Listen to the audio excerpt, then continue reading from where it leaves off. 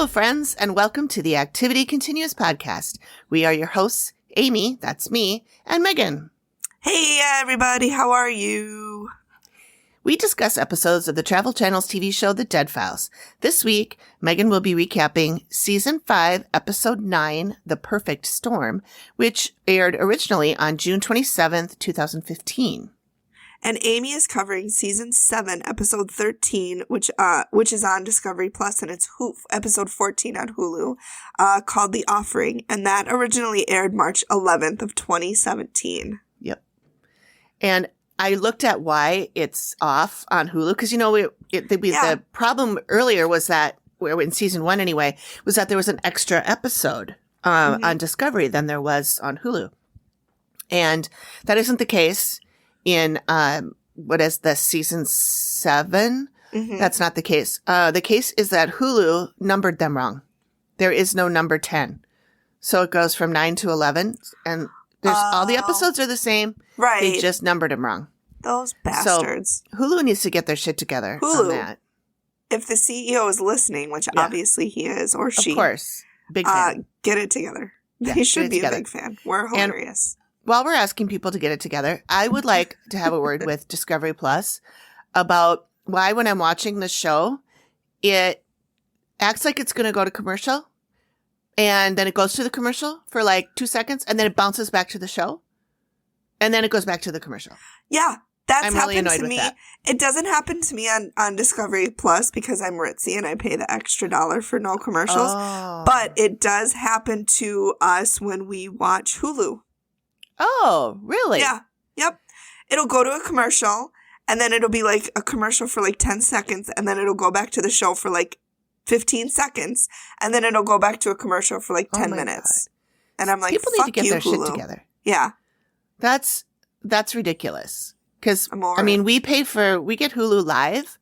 Oh, yeah. We still have commercials. I know. We don't pay for no commercials. We paid for no commercials, and we still had commercials. Yep. They were just less. And I'm like, what the fuck are we paying for then? Yeah, it is ridiculous. There are some shows and some networks that refuse to let Hulu take out the commercials or whatever. So even if you sign up for the commercial free one, you're still getting commercials. Quick interjection. So I get home and took a 2.5 hour nap, and so did Megan. So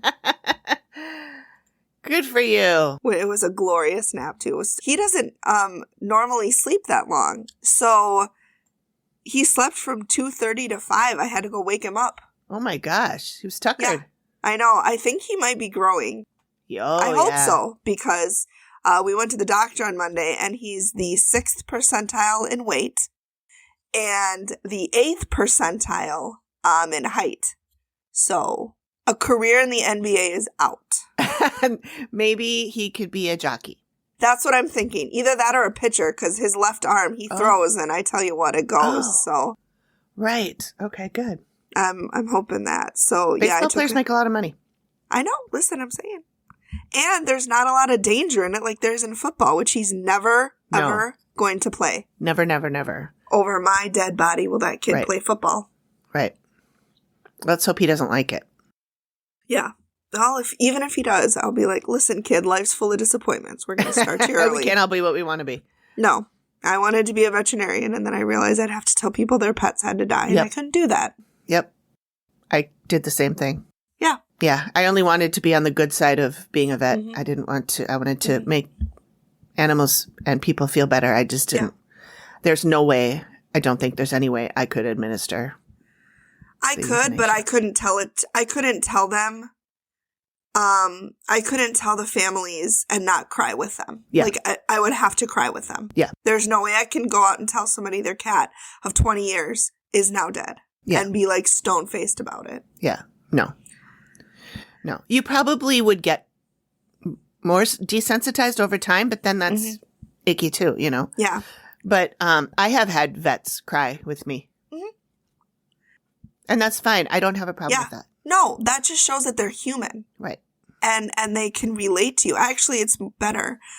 Anyway, speaking of animals, so at work today, so when we have a new person start, we always do like a welcome meeting.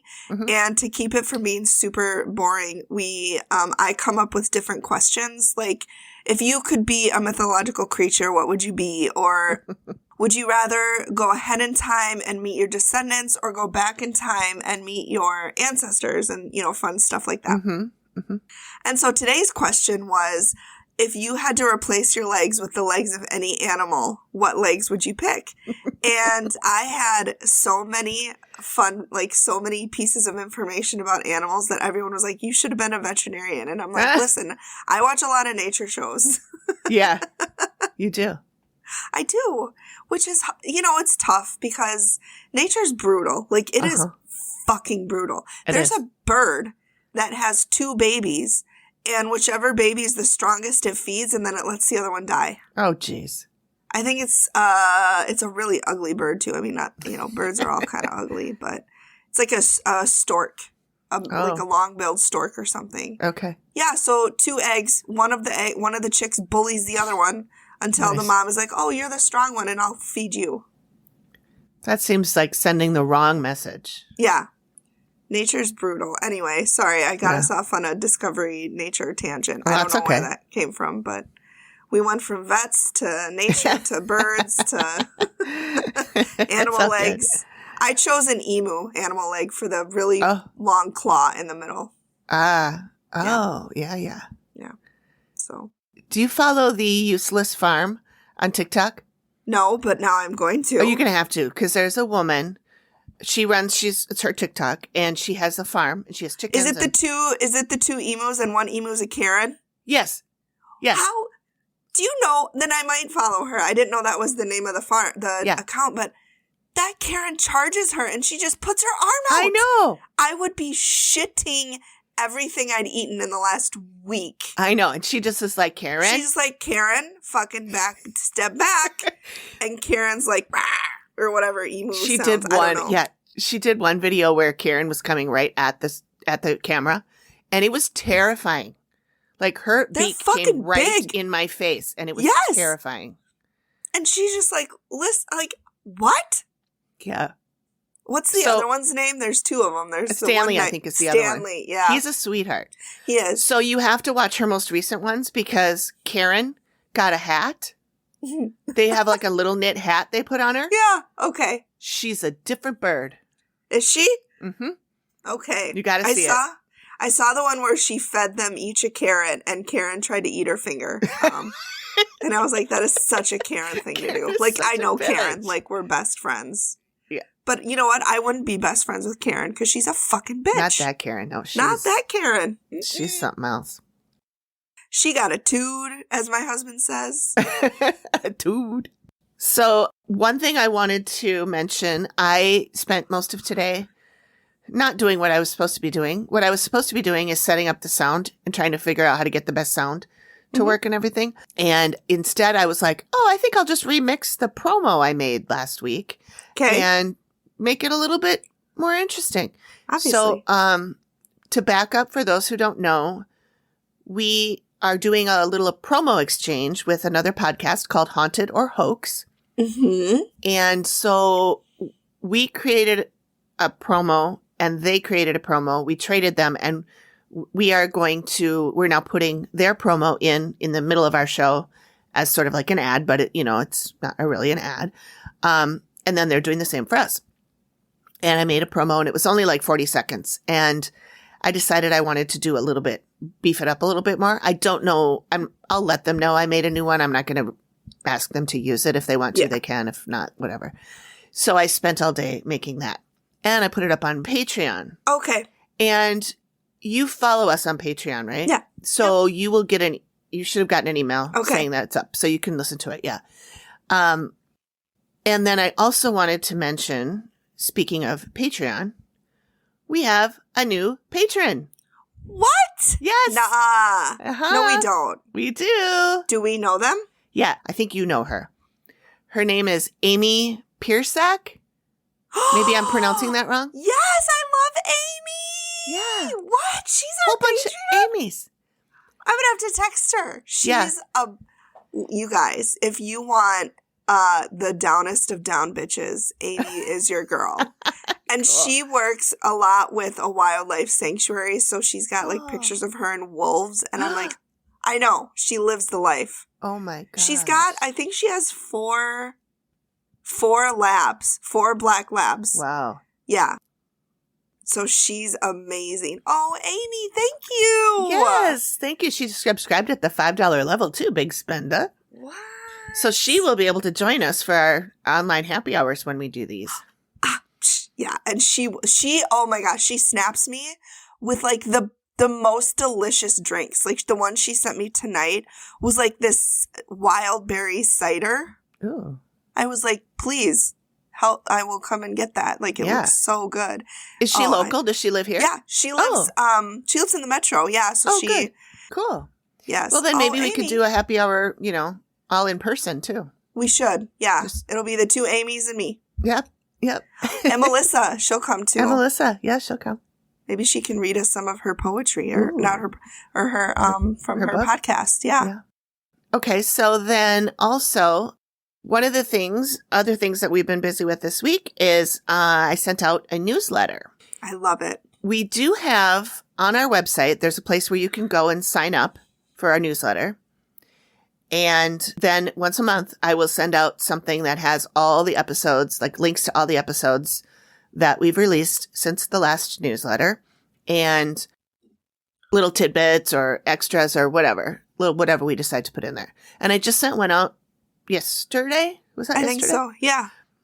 And so I will, I'll be sure to put a link to that in the show notes, and you can click on over there and sign up for the newsletter and stay in contact with us. And it's great because, most newsletters are like 15 pages. This one is so like concise, like just one page. Yeah. Doesn't have too much. Just a couple. Just what's up, what's new. Yeah. For those who like maybe don't follow on social media or don't, whatever. Don't snap us snap us their delicious looking beverages. Oh, I did notice because I signed up for it through one of my other emails and I didn't get it, and it was in my spam folder. So check your spam. Yeah, check your spam. Put the activitycontinues@gmail.com in your contacts, and that will help make sure it doesn't go to spam if that happens too.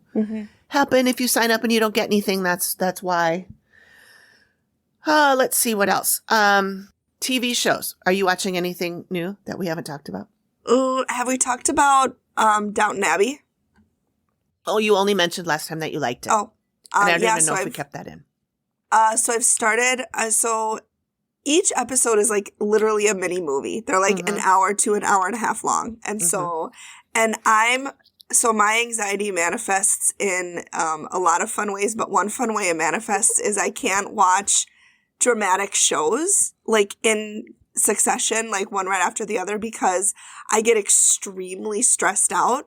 Like I loved the show Revenge. I could only watch 1 or 2 episodes because I'm like, I would like physically be tense. And well, I remember sitting with you when you came over one night and I wanted you to watch Orphan Black. Yes. And we watched the first episode and you were like biting your fingernails and rocking back and forth. And I was like, maybe this isn't the show for Megan. It is, just in small dosage. It's a good show.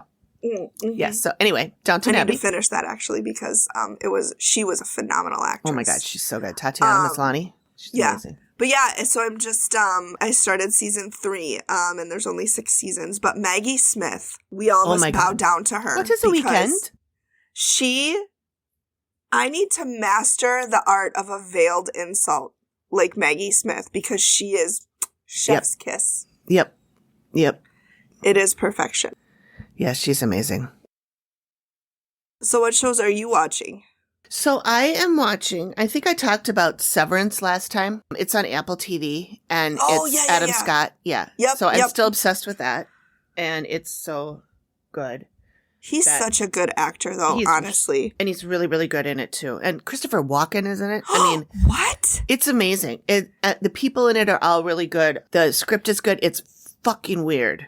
So it's just weird. Like good weird or like weird, trippy good weird? Yeah. Like, okay. Like there's a scene of a guy sitting at his office and the slime comes off the wall. I mean, it's like weird stuff that you like wouldn't expect. It's very dreamy and trippy. And I love it. Nice. And then I don't believe that we have talked about the show on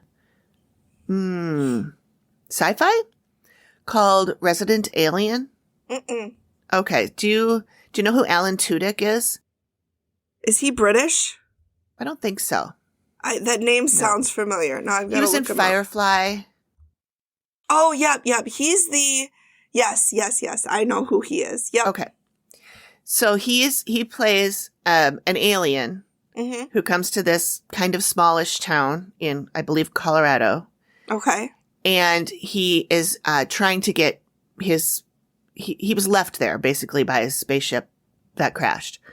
And so he is trying to blend into society. He has taken on the look of somebody who lives in the town. Mm-hmm.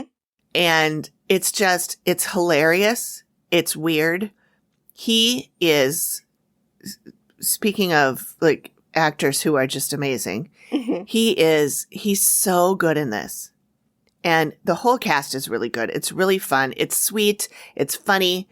It's got... I'll have to check this out. Yeah, you'll have to look for it. It's got everything. It's on Hulu. I think we're watching it on Hulu. Okay.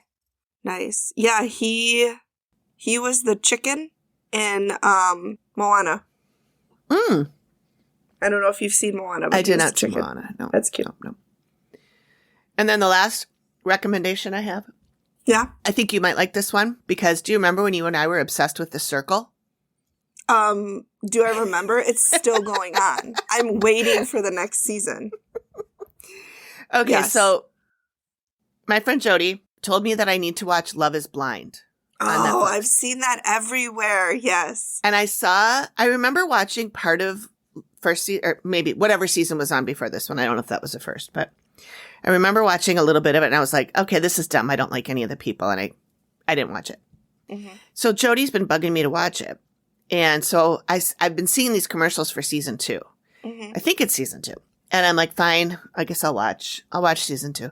So I started watching it and I'm like, nope, I still don't like these people. They're all just fucking weird. Yeah. But then after like the second episode or like halfway through the second episode, I was like, all right, uncle, I kind of care. Mm-hmm. So then I'm like texting her and I'm like going, this guy's a psychopath. And she's like, oh, he grows on you. And I'm like, no, I don't think so. So, it's one of those, like, if you just want some like trashy shit to have on while you're playing games on your phone, it's perfect. Yeah. Okay. Perfect. Yeah. Sometimes you just need that trashy shit in the background. Yeah. I mean, it makes me... It's like a palate cleanser. Yes, exactly. I mean, you can only watch like, trippy, weird, cerebral shows for so long. You gotta have something else to like. Oh, I've started rewatching Psych too, which I watched that back in the day, and that's just a funny, I love that cute show. Yeah.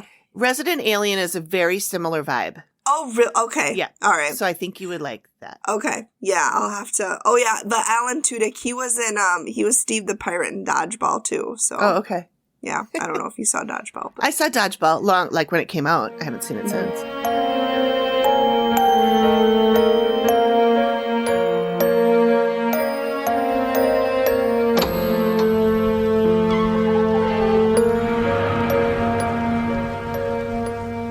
All right, we should get going. So you are first this week. I'm number one. I'm number one. Just kidding. Okay, so I did The Perfect Storm, and this was a doozy. Like, this one got me a little bit. There is a true crime portion, but I don't believe there's much to be found beyond what they say in the episode. And I don't think there's any other trigger warnings. So we have Amy the client. There's lots of, that's a very popular name. Oh my gosh, so many Amy's in this episode. Maybe we should title it something like that. Something and all the Amy's. So many Amy's. Yes. Ooh, I love it. Okay. Boom. There it is. So we have a newlywed mother of 2 who just moved into her husband's home. She moved in there 4 months ago. She's got married and she has 2 little kids, and she said it's pure hell living there. Phil, her husband, so Phil had the house before he met her, and we'll interview him later, and he said nothing started until they moved in. And so it's her husband, her 15-year-old son, Jarek, and her 10-year-old son, Matthias, who's also on the spectrum.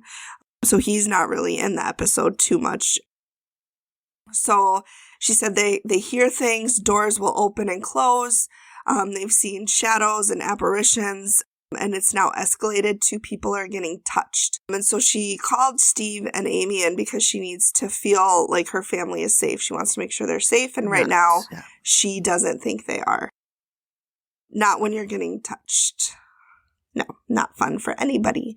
So Amy thinks that she and her older son, Jarek, who's 15, they have the most experiences. And she said Jarek will really get angry and it doesn't stop. And so he gets really angry.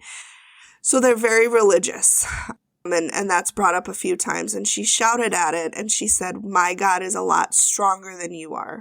And she said she feels like that has made it worse. That pissed her off. I was going to say that would certainly piss off a demon. Yes. Mm-hmm. And Amy doesn't say it's a demon, but when I've had my hauntings, part of me, and I've said something to the things before, like go away or like leave me alone. But at the same time, part of me is like, do I do that and acknowledge it and potentially make it stronger?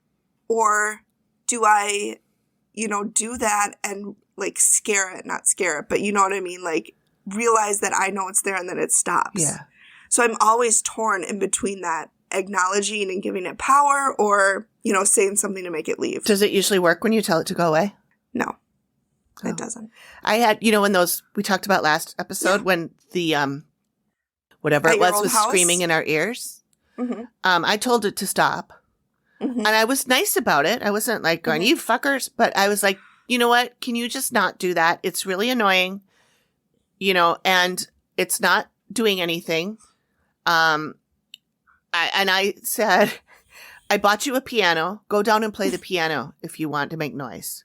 And then it did, didn't it? No, it did not play the piano. I dreamed that it did one time, and it was a lucid dream, so I thought it was real. And I woke up scared shitless, but it wasn't. I woke up and it was not real. But yeah, so they did stop yelling in our ears. So good. They listened to you. They didn't listen to me. But I don't know. So they go into the basement. It's always the fucking basement. As I record in my basement. No, it's fine. I'm in my basement too. Yeah. Amy doesn't like it in the basement. She said she feels like they're being watched. And so Steve is like, even now. And she goes, yeah, even now I don't like it down here. I feel like I'm being watched. And she said, well, the most terrifying experience was when I was pushed down the stairs quite forcefully. And it's really funny because Amy will come back and explain this, like paranormally, but she'll connect the dots. Okay. She said it sent her into the wall, and she doesn't know if it'll happen again. So, which obviously I would be scared too. Like, I don't know what's going to happen. So then they go into the master bedroom, and Amy has seen a shadow figure by the bed looking at her, and she said it was tall, close to probably 6 feet tall. So in her office, she's typing on her computer and doing some work. She said the next minute she was screaming and she was on the floor. Her son called 911. She said she had fallen and the chair had landed on top of her and she was unconscious briefly. And so her son had called 911. Oh my God. Obviously. So she felt like the chair was flipped over with her in it. So Steve is really dubious because he's like, well, have you had fainting spells before? I was going to ask if she had seizures. Yep. And, well, he didn't ask that. He asked if she had fainting spells. And she said, yeah, I've had fainting spells before. But she said she thinks it's paranormal. And Steve's like, I don't know. Like this, I don't really, think this could be all paranormal. Because Steve. Yep. And she's like, I do think it's paranormal. I had no warning. I didn't feel weird that day.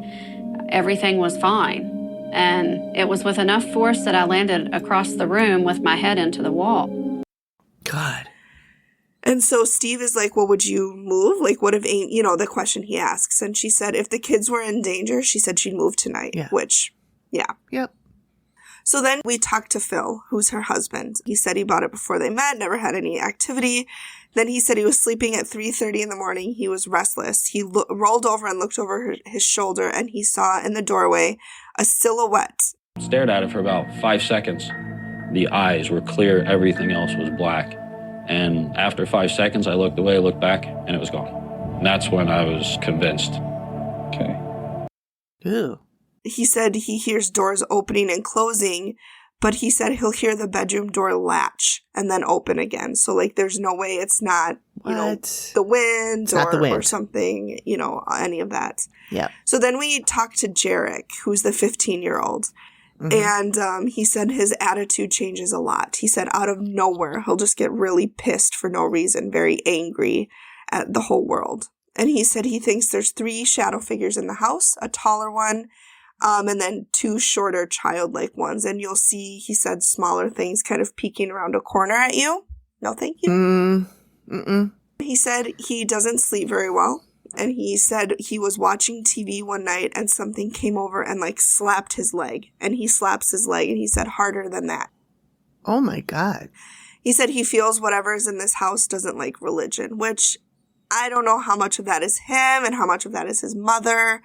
You know, maybe he is very religious, and I'm not saying that he can't be, but I'm also saying, you know, kids are, what's the word I'm looking for? They believe what you tell them to believe because they're kids. Oh, yeah. And, you know, you're his mother, he's going to believe her.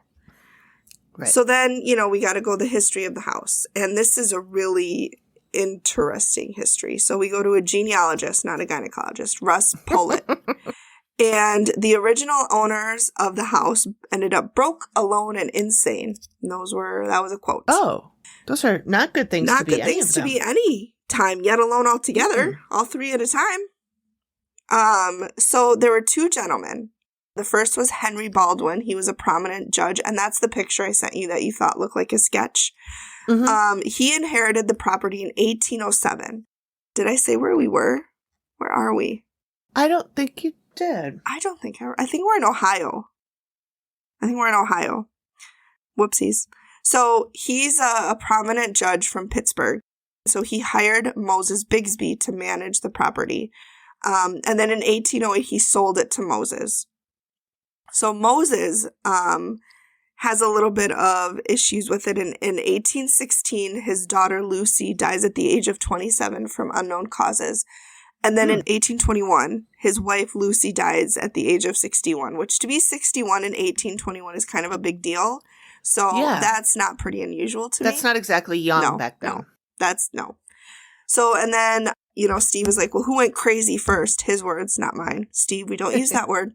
So it was Baldwin. So he was appointed to Congress in 1822, and then he stepped down shortly after taking his seat. He wants the property back, so he goes and he wants it back. Takes Bigsby to court, who he sold the property to, and Bigsby won.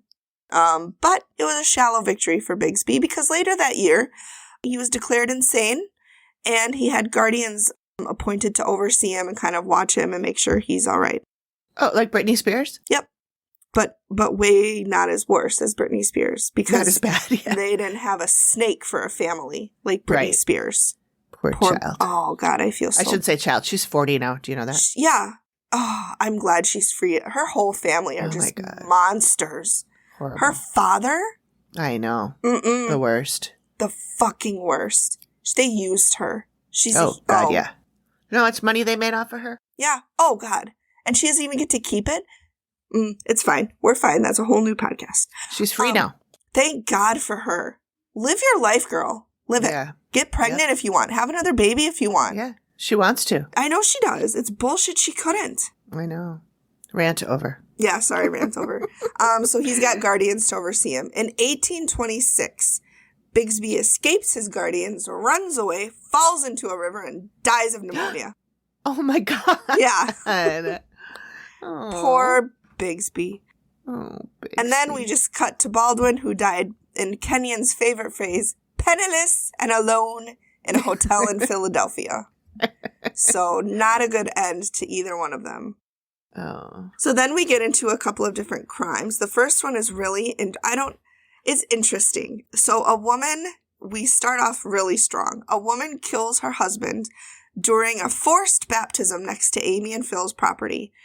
And it's a bit of a misleading title, because when I think that like the husband was baptizing the child and she didn't want it to be baptized and she like stabs him. That's not what happens.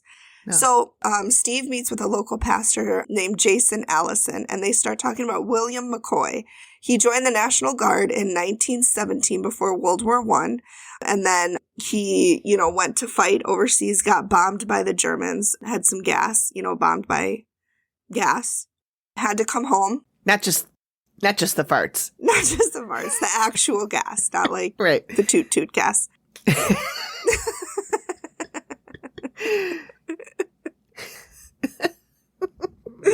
Okay. So he got tuberculosis due to lung damage. Got to bring that right down. Oh, yeah. Yeah, so he got tuberculosis. And he met Bertha Wilson, and that's the picture I sent you. Okay. Good old Bertha. And they got married. And then in 1925, his lungs basically failed. And the hospital sent him home to die. And they were like, Godspeed. They sent him to his foster parents. And so the foster parents, here's where it gets tricky. The foster parents called in a local pastor to baptize him. And this pastor does a sprinkling baptism where it's toot, toot, toot, and then you're baptized. Bertha wants a fully immersed baptism. Oh, okay. Fucking Bertha. She's like, we go bigger, we go home. And so they do the immersion baptism, and like within minutes, he dies after the immersion baptism. My God, how long do they hold him under there? Long enough to clean his soul. There were never charges filed, though, because the sheriff was like, well, I mean, he was going to die, so. Oh, God. We just helped him along a little bit. We just sped it up. It's fine. So he's like, this is really interesting because do you remember when we talked about Amy and Steve, and we talked about how, sometimes Amy will walk the neighborhood? Yeah. So Steve said, he's like, I don't know how wide Amy opens up. So he looks into the property and surrounding neighborhoods. And so he found a teenage kid who murdered his girlfriend near their property. So then we go to retired Captain Adam Moore. In 1953, a young girl was murdered less than a mile from the property. We've got Cynthia File, who's 18 years old, and Roy Schnagel, and he was convicted. They dated for about 2 years. September 16th of 1953, Cynthia's lifeless body was found. She was strangled. Her face was bludgeoned so much that she was unrecognizable. Oh, no. And then Roy confessed to the crime, and they surmised that he bludgeoned her to prevent recognition. There was never any motive that he told them. He said they argued a little, but nothing to denote that type of violence. Found guilty of second-degree murder. He served 10 years and was paroled, and he's still alive as of the air date of this episode and was living, it was somewhere within the state. Wow. So, yeah. So now we go to Amy, and so she gets there and she said a lady feels like it's hell for her to be there. Amy thinks that this person had money and nice things, but her husband made them move there and things didn't go well. This person said she's going to give him a taste of his own medicine. She's complaining about her mother-in-law. The older woman, like the mother-in-law, hates the daughter-in-law. She thinks the daughter-in-law didn't take care of the family. And this ghost is making her really anxious. And she saw her, looking like a corpse. And so then she goes into the basement and she sees a bunch of people cowering in the corner, like hunched over. Oh. Cowering. She said about 10 to 15. Jeez. Ghosts, yeah. She said the living would feel very uncomfortable. They'd feel fear, but it's from the ghost. It's not, from them. It's the ghosts are giving that off and the living are feeling it. Okay. Something runs down the stairs and down the stairs ahead of her. And so that kind of, was happening when she was going downstairs. Okay. So then they go upstairs, and she said something is running around upstairs. Something very dark and fast. Something is dripping off of it. She said it looks like it crawled out of a swamp. There's just stuff hanging down from it. Oh, gross. Yeah. And Matt asks if people could see it. And people see it, too? Oh, yeah. This is the thing that they're encountering. big time. They can't sleep. They're having, like, apparently out-of-body experiences. It's making me nervous and panicky, and it touches people. They can feel it. Gives you, like, the chills. So they go into the master bedroom. And she said this thing is in there most of the time. She said there's a woman with light hair being grabbed by the back of the neck. And then he's like, the thing like slams her head down. Geez. And Amy is like when somebody holds the back of your head and slam it into a desk. That's what the motion Amy's doing. And Amy could feel that? She could feel her neck being grabbed, yeah. Oh, God. Yeah. She said if doors are closed, this thing would get frustrated and run back and forth, slamming into the doors, trying to get in. Ooh. Trying to get into the room and the doors. She said it can go into people's bodies a little bit. She didn't say jumping, but she said it could go into them, takes their energy, makes them do things, and picks a person for this person to get angry at. Like, it's a very specified anger. And it plans a specific person. So then we walk into Jarek's room. And remember, Jarek is the 15-year-old who the thing slammed his leg. And she walks in and she goes, ooh, this thing does not like this person. She said it's choking them. It's very, very focused on this person. She said something with this person is triggering the thing, and it's making it want to kill this person. Oh, God. And Matt asks, could it kill them? And Amy said, yeah, I don't know how it hasn't already. Oh, my God. Yeah. So she said the thing is from the house. So over time, the house has collected energy from people, and then it collected all of this energy and it spit out this entity. Matt goes like PK, and she said, PK, or entities created by psychokinesis, are very powerful and can physically influence their environment. What's freaking me out about this one is that it was created by the house instead of a person. And that's something I've never seen before. And she said it's getting stronger and it's really concerning her. So then we walk outside, and she's seen the angry woman again. And she's telling Amy 1910, 1915, and 1925 are very important years for her. She thinks the daughter-in-law did bad things and is blaming the land for her actions and how she became. And the land brings out the worst in people is essentially what this ghost is trying to say. Like, whatever I did, it wasn't my fault. It was the land. So then she sees a girl getting beat up. She sees her getting hit in the head, and she said the brunette gets knocked down. There's a male, and the girl getting beat up knows him. She said she's feeling choked. She feels pressure on her neck. And then she hears a voice saying, I'm going to make you pay. Oh. Yeah. So we're not good. It's not good. No. Then we go to Amy and Phil. So we're at the reveal now. And so Amy, the client, is very religious, and she said she doesn't think God is welcome here.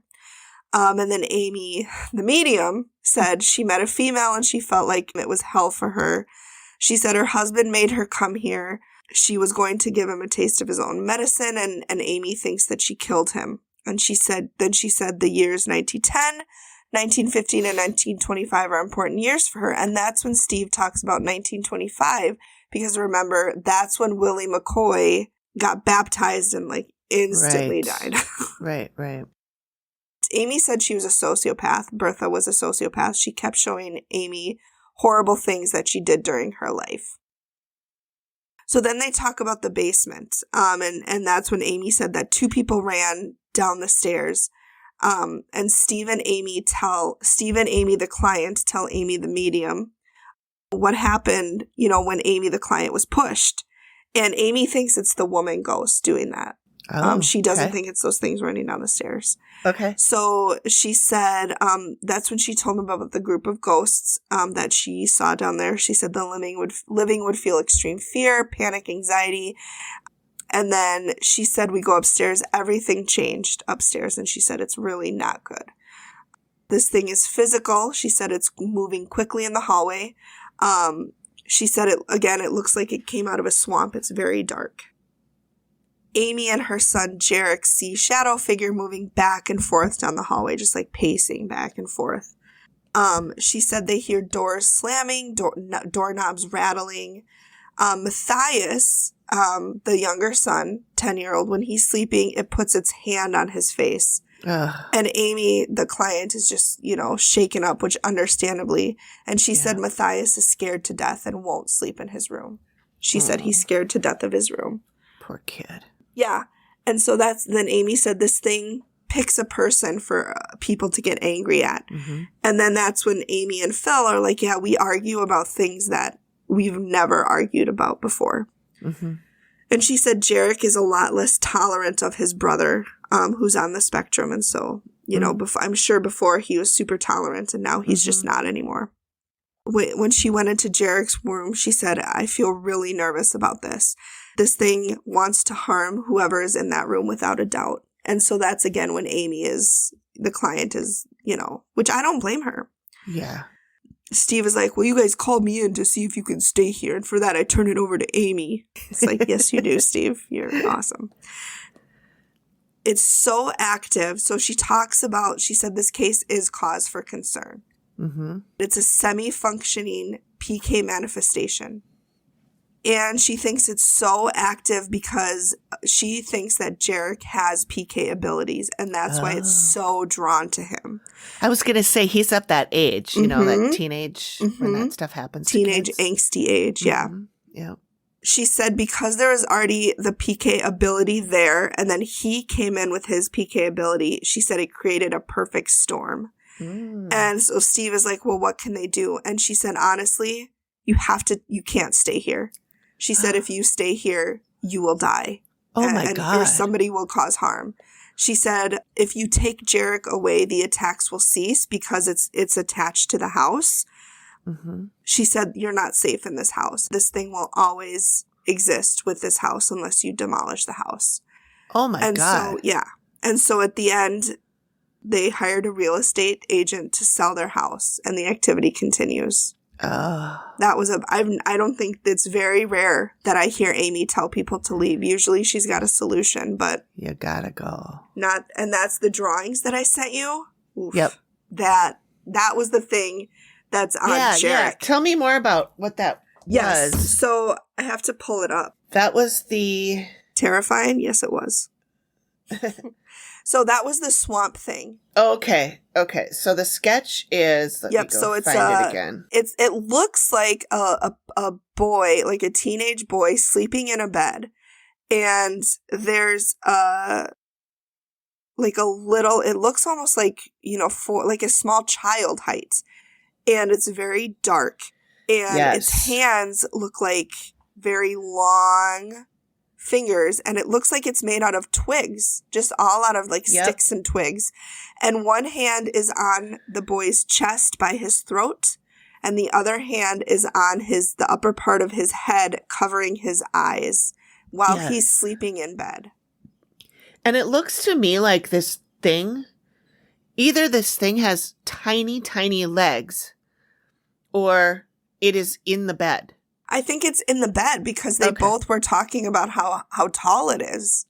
Okay, or it's shrunk down to be a better size to do what it's doing to Jarek. Okay. Either one of those things is terrifying. Mm-hmm. Yeah, I don't like either one of them. So then the other sketch I sent you, that is the sketch of the angry woman that Amy encountered first when she first got there in the yard. Okay. And the photo next to it is Bertha. That's Bertha Wilson. And that's also the photo. I know the photo in that picture isn't very good, but I did send you the other two photos of her. Okay. Yeah, I got those too. And so, that's her. And so it's without a doubt her. I mean, even the collar and the button-up collar is her. Yeah. The hair's the same way, everything. So it does look like her. Mm-hmm. Yeah. Wow. So that was a doozy of an episode. Yeah. I just felt bad for that little kid. Yeah. So. Yeah, and he's the one in the bed, right? Yeah. That's being the smothered? 15-year-old is the one. Well, yeah, I think so. I think you said it was the little kid that was being The little kid was being smothered, but I think that was Jarek in the picture. Oh, okay. I think so. It's doing that to both of them, I guess. Okay. Yeah. Wow. But it really hates Jarek. She said it hates him and it wants to kill him. I wonder why. I wonder if it's because he has abilities, and maybe this thing is thinking that it's going to challenge his ability. Well, and I wonder also, the other kid you said is on the spectrum, right? Mm-hmm. I wonder if he might have abilities too. Yeah. Because they didn't say where on the spectrum he is. Like, if it's a severe case or more mild. That was a doozy of a... I'll have to watch that one again. It was I don't remember it. It was good. Yeah, it was really good. Usually when you do one, I'm like, I remember this, or I remember part of it. I don't remember anything about that one. That was good. Well, this is where we're going to have our break, and we're going to... you're going to hear the promo for the podcast called Haunted or Hoax. It's so good. It is really good. They are, yes. I think if you like them, you'll like us. If you like us, you'll like them. Yeah. Because it's kind of a similar tone. Where, I thought that too. Yeah. Yeah. Like they trade off telling stories and the others, ask questions and stuff. The other one asks questions. And they do both paranormal and true crimey kind of stuff and the intersection of them. And yeah, I think it's a really fun podcast. I really like it. And so. Yeah, I do too. You're going to hear the promo. Yay, promo. Hi. Hey. I'm Kristen. And I'm Jennifer.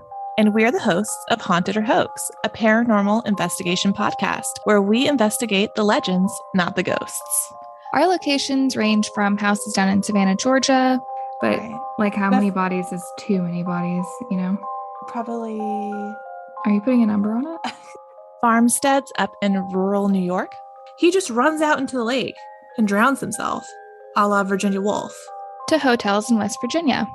And then the next morning, he told the front desk how noisy the people in 409 were, and the staff said he was the only one on that floor. But what if he really wasn't? Like, what if they were just messing with him? Right. Like, it's Adam. Let's fuck with him a little bit.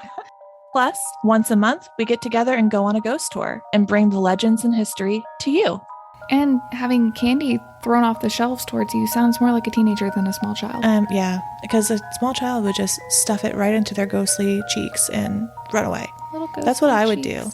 Join us every Tuesday as we discuss the legends, history, and experiences from haunted locations. Available wherever you listen to podcasts.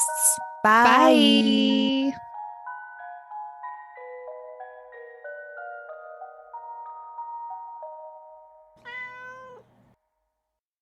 Now it's Amy's turn.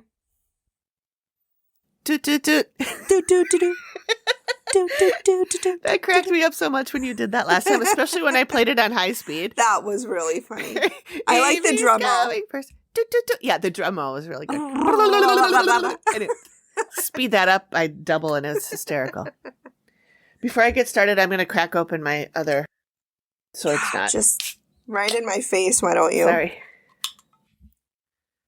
Don't mind me, I've got my 45% ABV here, my little 30 milliliters. Yeah, I'm not feeling anything from this, and I don't expect that I will. It's not that. Oh, it's 187 milliliters. It's not bad. Like, it's not a bad thing. It's just not Rebel. Yeah, and I might like yours better, because the Rebel is a little sweet for me. Yeah, you would like this then, because this is, you can definitely taste the alcohol in this. Oh, yeah. Well, last weekend, we went to the Legion on Friday, and it was kind of empty, and the bartender was just making up drinks and giving them to Greg and I to try. Yeah. And I'm like, thank God we only live a block away. But one of the things he gave me was Bailey's with whiskey in it. And I was like, well, isn't Bailey's already with whiskey? Already whiskey? Yeah. That's redundant. So, but it was delicious. Was it? And so when we got home, or maybe it was even the next night, I made a drink with this Rebel with a little whiskey in it. How was it? It was very good. Was it? Yeah. Yeah. It was delicious. Yum. So it can be used as a mixer as well, because it is only 5% ABV. So don't mix anything with this. You might die. Yeah, I wouldn't do that. That's 18 or something. That's more than 12 and a half. 12 and a half. Oh, okay. Guess that's not that bad, but so. But it's like that's like wine. I mean, it's like double what yours is in less amount. Yeah. Yeah. It's not as good as wine, I'll tell you that. Give me a nice, good, solid wine. Red, I do like the mocha latte better than the caramel pecan one. That one's Yeah. I really liked sweet. the mocha. I mean, that's really the only one I've had, so I don't really have much to go off of, but The vanilla was good. latte is really good too. Is it? Okay. Yep. The caramel pecan's the only one I don't really like. And there was a fourth flavor, but I don't remember what it was. Oh, well. Anyway. Salted caramel? Yes. There it was, You're right. yep. Salted caramel. That was good. Okay. So my episode originally it's aired probably into... going to scare me. It might. Oh, crap. I don't think that... Yeah, just some of the visuals, and by that I mean like what Amy explains that she saw, were pretty disturbing. Okay. Okay, so this takes place in Sedona, Arizona, at a restaurant called Relics Restaurant. I love that it rhymes, too. I know. It used to be called Rainbow's End, Oh, and then they fun! changed it to Relics Restaurant. And I chose this one because it was recommended as one of the scarier ones by somebody in one of the Dead Files Facebook groups that I am in. So the client is Joe. He is the owner and operator of Relics Restaurant. Mm-hmm. He's owned it for 13 years and has never had any experiences. Yeah. He and Steve are sitting down and he goes, "So what kind of experiences have you had?" And the guy's like, "None."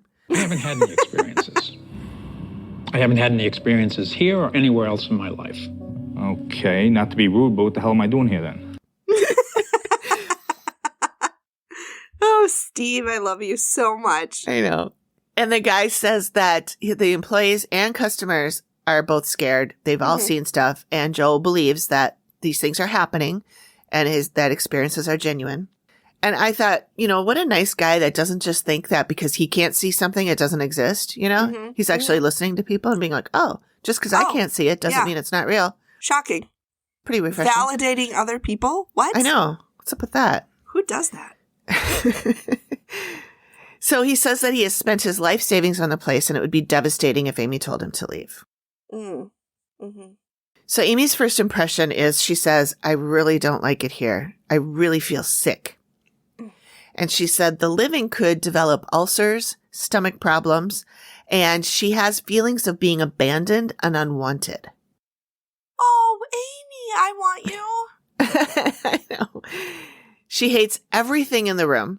The flooring, the bar, the tchotchkes. She said it all adds too much chaos to the environment. Amy hates it, or she hates it on behalf of the spirits?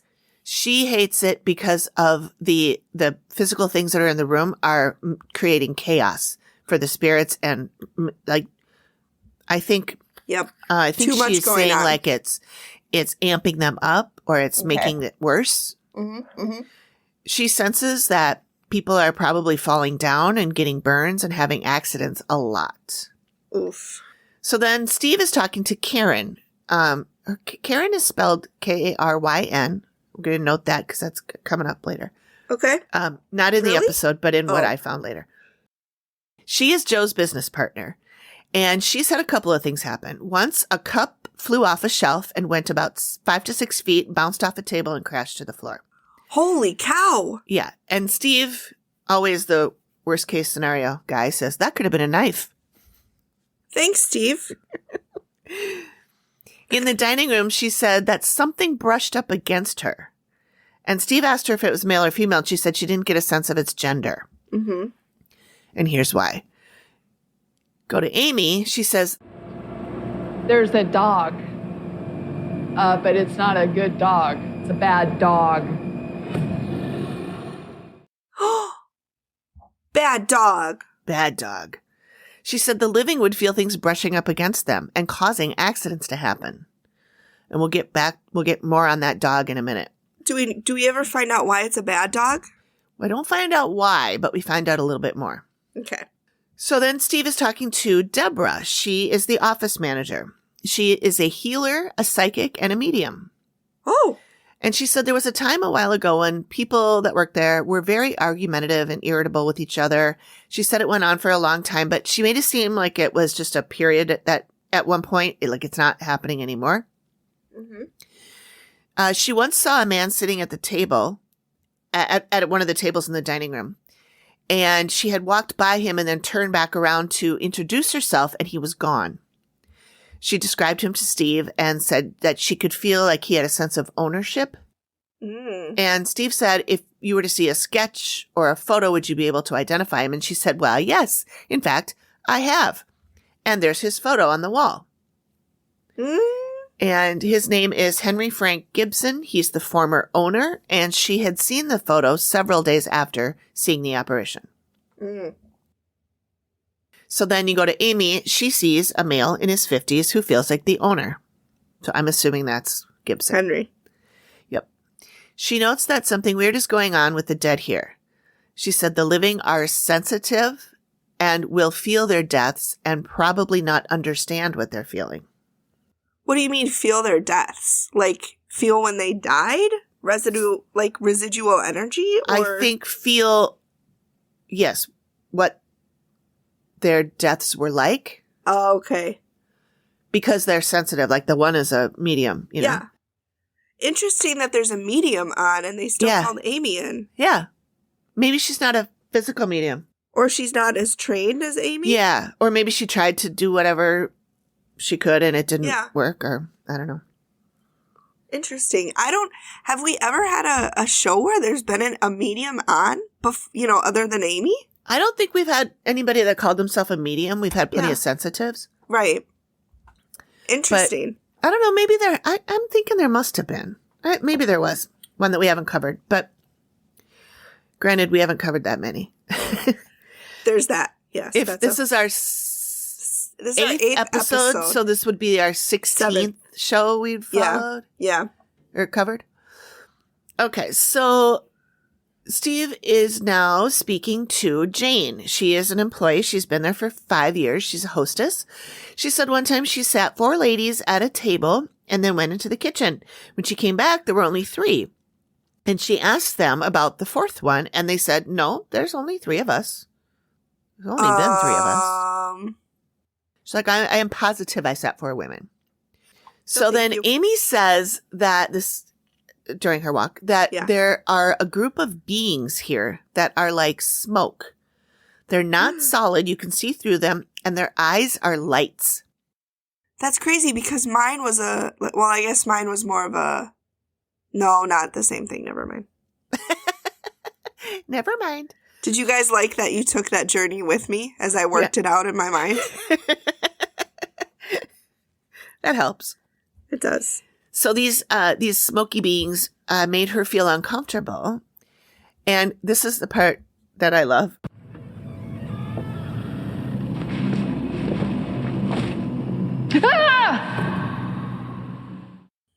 So she explains, because Matt's like, the fuck?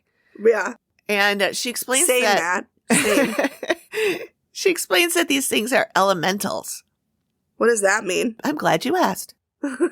They are entities created by nature. I had a sketch done. Just kidding. I'm sorry. Well, hang on. They are created by nature and not necessarily dangerous, but these ones are. These particular ones are a threat. Okay. Okay, so now Steve is talking to Heather. She is a former employee. She was a hostess and a server. She feels anxiety. She's sensitive. She feels anxiety, tightness. She can hear and feel energies around her. She's very sensitive to energy. Mm-hmm. She was in the bar one time, and there was a man who was in her way. And she was trying to, she had her tray and was trying to maneuver around him, and then he just disappeared. And Steve asked her to describe him, and she described him as being gruff-looking and rough, and he was wearing a plaid shirt, and he was dirty. And she said she also saw him in the kitchen. And Steve makes this comment. I don't know if it's because it's being new age or this is a woo-woo type of town, but everybody seems to take what's going on here kind of, we got ghosts, they throw things, no big deal. I wonder if there seems to be a lot of, people with abilities. I wonder if they're drawn to this place. Oh, Yeah, very well could be. Steve has such a way of words. But the woman responds with, well, yeah, that's just what goes on here. Like, huh? Another day, another ghost. Day. You know what I mean? Day in the life. Yeah. So Heather also talks about seeing dead people standing in the room amidst the diners. She said there's like 5 to 12 of them. And she tries to maneuver around them, and then they're not there. Yeah. She can't. They look real to her. They don't look like ghosts. Yeah. So we go back to Amy, and she is extremely creeped out. And she says everyone who has died here is set up like mannequins. And we all know that it's never a mannequin. It's never a mannequin. Don't go jogging. It looks like their physical bodies are here and their soul is stuck in their physical body. And they've been like propped up like mannequins. They can't talk or move. What? I know.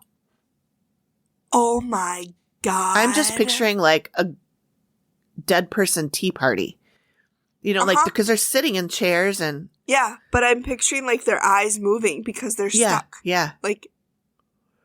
And then she says, oh, this is creepy.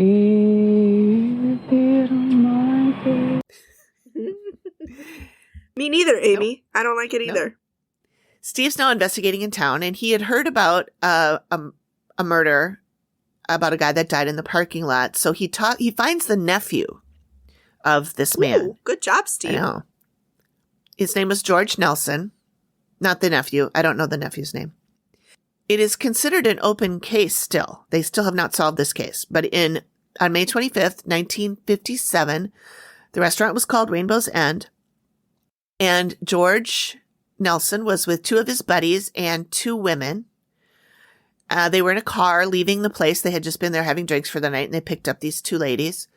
Sure. George is in the passenger seat. His friend is driving, and another friend is in the back with the ladies. The friend who was driving was married, and a guy in the back seat had a girlfriend. Cheaters never prosper. And they passed by a car that was sitting at the side of the road, and the car begins to follow them. George says to the guy in the back seat, you better duck down. Your girlfriend's following us. And then, boom, gunshot hits George in the head, and there's total chaos. Obviously. Yeah. His friend who was driving just turned around and went back to the restaurant because that's probably the closest, where there would be any kind of help. Because this is in a pretty rural area, I think. So he gets back to the restaurant and George dies in the parking lot. Mm-hmm. I did do some research on this and I found a little bit of stuff, not much, but I did find a couple other details. For example, the top of his head was blown off. Holy like shit. Above the eyebrows. Ooh! And that's a big gun. He was still alive when they drove back to the parking lot. So very JFK. Yeah. Uh-huh. So the girlfriend was never even questioned about the shooting. Of course. And not. She's a woman. She couldn't have been her. And officially this murder is still unsolved. So then we go to Amy. She sees some sort of gunfight. Someone got shot with a shotgun. He's a guy, he's young, and it takes him a while to die. She can feel it in her head, and she said it hurts so bad, and she can't get away from him. She's in pain, and she's trying to, separate from him, and she can't. Mm-hmm. Bless her. Uh-huh.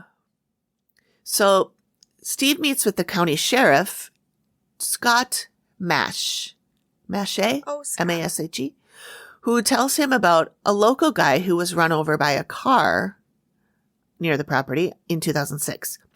This guy used to be a regular at the restaurant. His name was Randy Lee Austin. He was a drifter. So on April 4th of 2006, he was at Relics and he left at dark.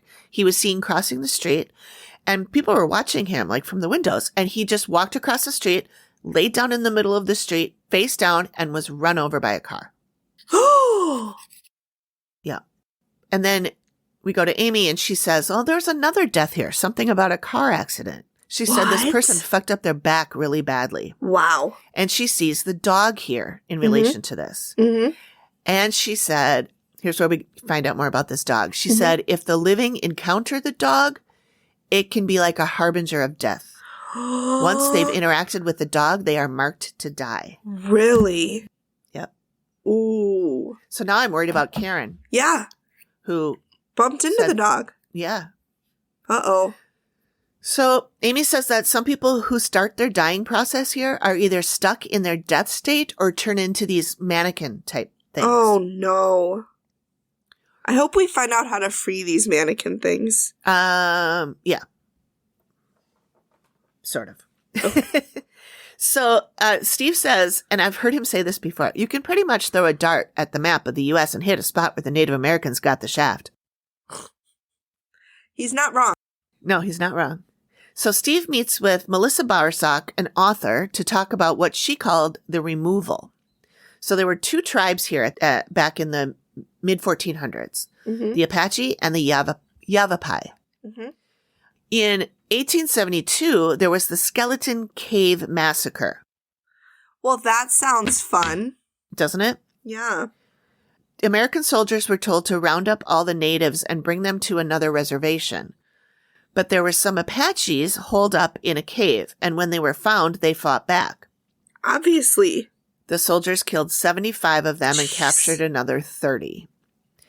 And then she shows him a photo of the skeleton, why that's called the Skeleton Cave. It is a picture of a bunch of skeletons when they found these bodies that were, I guess, when they found the skeletons of all these dead Native Americans. Ooh. Yeah, it's wow. creepy. That is super creepy. Yeah. It looks like they're posed even. I was just going to say, like, they look posed. They don't look like they died that way. Yeah. And I wouldn't put it past the Americans back then to have posed them that way. Listeners, check out our socials. It just seems like that's something that soldiers would have done back then to further, dishonor. Disrespect? Yeah, disrespect them. For sure. Yeah, the woman, she did say that whites didn't see she called them Indians, but the whites didn't see them as humans. No, they didn't. So then we go back to Amy. She says a Native American came up to her and she saw a lot of people not being able to rest. They're unhappy and there's lots of crying. There was a time when the dead were happy, but then at some point they were awakened and then now they're unhappy and crying. Matt asked her how long ago and she said it was dirt, which I thought was a funny way to answer that. She meant like there was no building here or anything. Yeah. It was just land, whatever. It was dirt. It was dirt, Matt. Obviously. She said there's so much illness and mental anguish and she feels panic and chaos. The living people could form disorders. Like she's like real disorders like anxiety, esophagus issues, stomach issues. Wow. So then we go to the sketch and she is doing a sketch of the mannequin people. Ooh, I don't like that. I don't like it. Mm-hmm. So here we are at the reveal. It is Joe, Deborah, and Heather. And Joe is the owner. Deborah and Heather Deborah still works there. Heather used to work there. Heather, it's a 3-person. They usually only do 2. Yeah. Amy says there's a lot of chaotic energy, specifically in the wood flooring, that it's a real problem, and the other random objects. She said the bar is bad and the objects that are on display in the back room. And I'm like, why can she see objects that are on display in the back room? Yeah. I thought all that stuff was like cleared out. Put away or hidden or something. But now that I'm thinking about it, I don't recall them ever saying anything about going in and clearing the place. It's tough, though. I know they've talked about it before with restaurants and public places because it's really tough. But there's so much stuff on the walls, too. It'd be really hard to do everything. You'd think they'd at least do some of it. Yeah. Unless it was stuff that wouldn't give her any clues. Yeah. Like little tchotchke things and not necessarily like photos or... Right. And maybe it obviously she got something from those objects. Mm-hmm. But it's probably a good thing that they were there because if they weren't, she wouldn't have seen, she would have wondered where all the chaos is coming from. Right. Or maybe the chaos wouldn't be there if the objects were removed. Yeah. Oh, good point. Anyway, she explains that the thing causing the accidents is this dog. And I really wish that she had sketched the dog because I really wanted to see that. But she said if they see or hear the dog, the person might die. It's not a cause, but it foretells death. Then she talks about the younger male in the bar who was shot, and it took some time to die. Mm-hmm. So I assume that's George from the car. Yep. Amy says she felt another death in the kitchen, and she mentions the car accident. She mentioned that her back hurt. So I'm guessing that's the guy that got run over. Run over, yeah. Uh-huh. If it's him, she said it's unfortunate because he's stuck in his death state.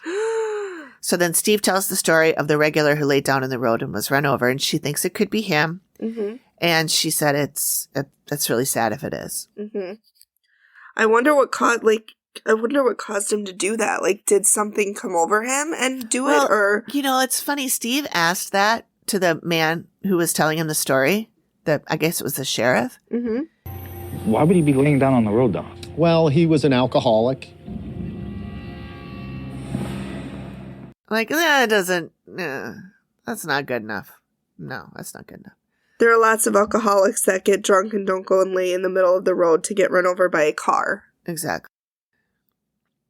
So Amy talks about the front dining room, and she explains about these smoky gray black things with lights for eyes. And they replay the part where she screams because that's when she went and saw them. Mm-hmm. Plus, that's just good TV. Yeah. She tells them about how these entities are elementals and they have been collecting people. And there's about 10 of them. She said over the years they've acquired these and the dead people are trapped here. And then Heather tells them about the people that she's seen in the dining room. Mm-hmm. And then Amy says, well, I had a sketch done. And it is a little hard to see. I have to try to get a better picture of this before I post it. But so you can see there's 3 big beings, right? With each of them with 2 eyes. Hang on. So when I first looked at it, I thought that the white streaks were the beings. Yeah. But they're not. They're they're 3 smoky beings, 3 black. And then they have the eyes, and then the things that are coming out the eyes are just to show that they're lights. Those are, yeah, once you know what you're looking at, it's pretty creepy. I thought those were, I don't like it. Eyes. I don't like it. And then all those people sitting in the chairs are the dolls, the mannequins. So. That's terrifying. Yeah. Steve asks what the smoky figures want with the dead people, and Amy says they're collecting them because they think they're beautiful, and they treat them like dolls. She thinks it's highly likely that the dolls are the people that they've spoken about, the drifter that was run over and the man who was shot in the head. Mm-hmm. One of the women is really worried about the souls that are stuck here and wants it addressed. And then Amy says, it's bad. It's really bad. Great. Yeah. So on to suggestions. Amy says the entire location needs to be cleaned once per month for 6 months to remove all the residual energy that has been collected. Cleaned by like a spiritual cleaning or like physical cleaning? I think she just meant clean. Yeah. You know, she didn't really, because I've heard her say that before in other cases, and they're like, "We mean like soap and water?" And she's like, "Yeah." That's pretty bad that you have to have a medium come in and tell you have to clean. You better clean this shit up. Better fucking clean this shit up, Deborah. So then she says a shaman and a medium who are willing to work together must come in. The shaman will reach out to the elementals to appease them. Mm-hmm. Then the medium will help the dead to move on. Some might be confused and will need assistance. And then the dog will go too. The shaman will not get rid of the smoky people, but will send a clear message or intention that they are seen and respected, and they will stay, but not trap any more souls. Good. So then poor Joe goes, so what you're telling me is... They'll leave, but these guys are still here with the scary eyes, shooting down in my dining room? Unfortunately, yes. Yeah, but nobody else can really see them, buddy. Yeah, and he can't see them, so I don't know why he cares. Why do you care? And then once a week, they have to make an offering to the elementals.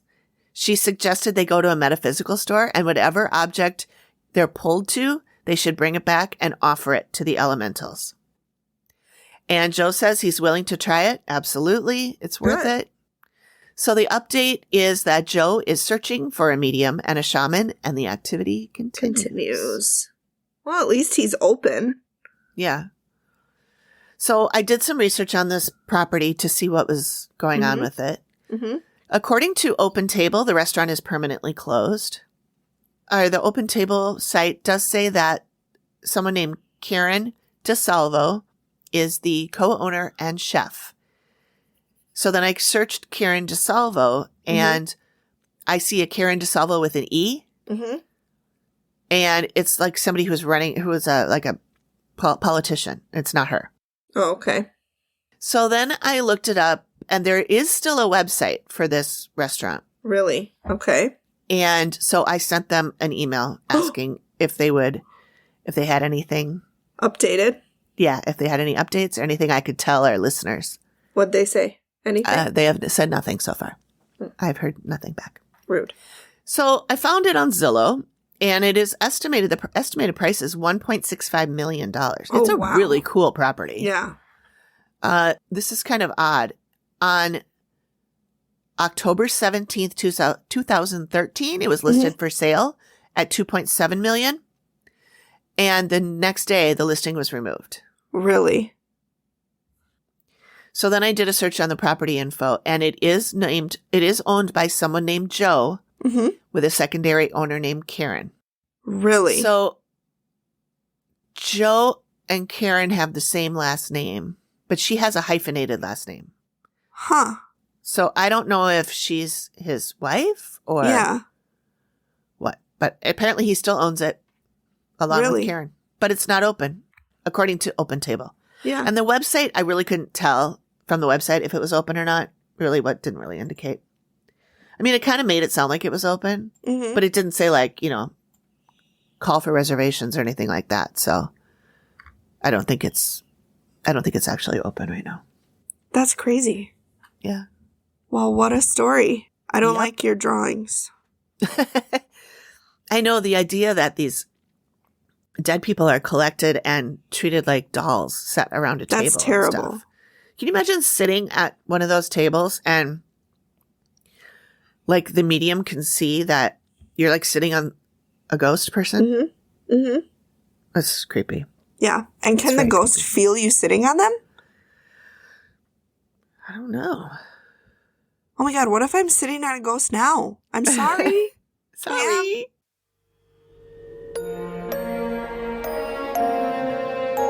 Thank you for joining us for another episode of The Activity Continues. We hope you had fun.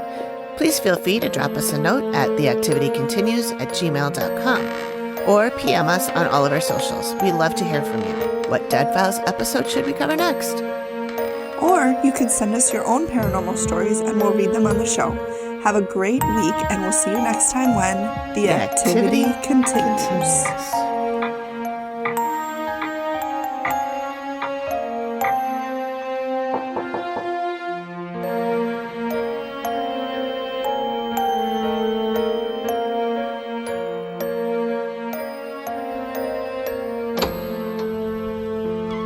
The Activity Continues podcast is produced by me, Amy, at Collected Sounds Media, and is a part of the independent Collected Sounds podcast network.